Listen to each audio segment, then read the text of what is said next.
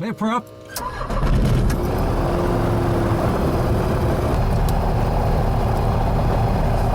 Can you hear me? Yep, I can hear you loud and clear, Captain. Perfect.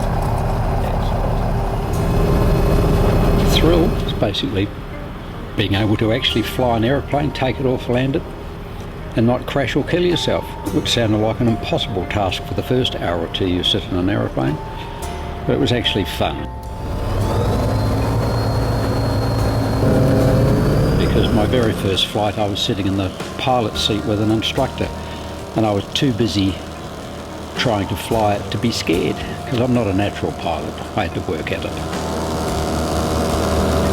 Some people just jump in an aeroplane. It's like water skiing. Some people are good at water skiing or swimming or tennis or golf. They have some sort of natural ability. I didn't. I was initially scared of turbulence, bumps, and how on earth am I ever going to be able to land this thing that seems totally uncontrollable?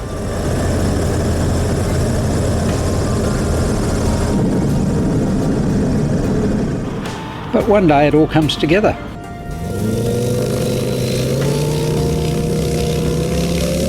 I was a kid on the farm, intrigued with flying. And the crop busters used to come once a year and spread superphosphate all over the farm. And I desperately wanted to go for a fly because it looked like fun.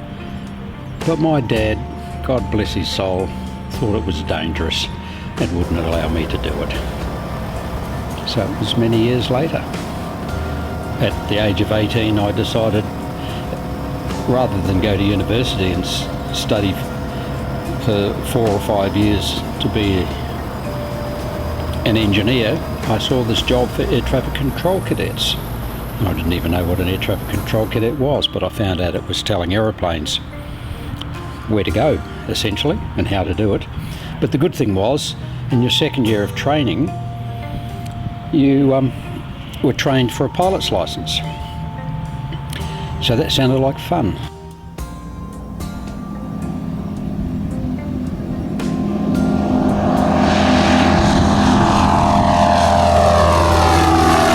At age 19, my logbook says I received a private pilot's license. Ta-da!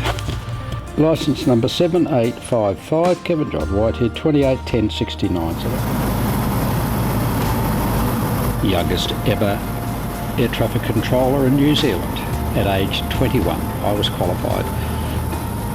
Oh, this is my second logbook. I filled up the first one. So there's my original private pilot's license.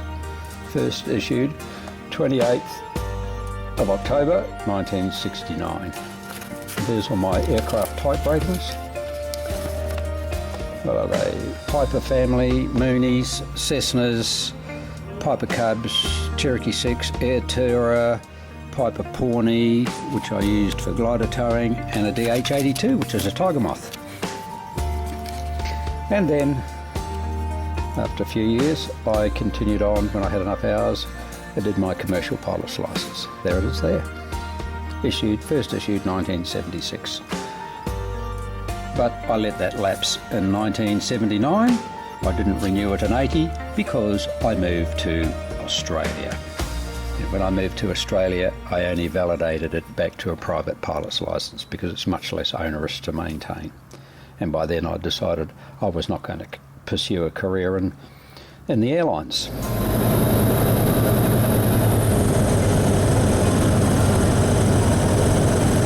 Why didn't you become a professional pilot? I nearly did, but I thought I would end up feeling like a glorified bus driver. And I happened to know a nice old pilot who told me that's what he felt like. So he said, go into commerce, young man, and keep flying as a hobby. So I took his advice, and I thank him very much for that. It was very sound. All these years later, I fly for fun.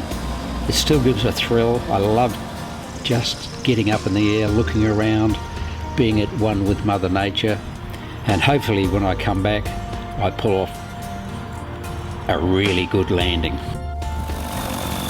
It's a sense of freedom. I feel like a bird.